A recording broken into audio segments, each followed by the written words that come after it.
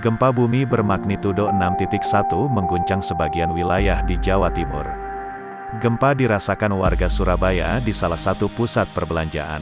Para pengunjung tampak panik dan berhamburan keluar gedung mal.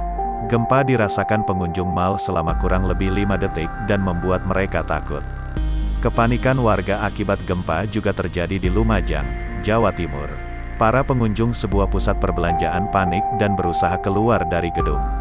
Menurut warga, getaran gempa terasa sekali di Kabupaten Lumajang hingga mengakibatkan sejumlah rumah banyak yang retak dan ambruk.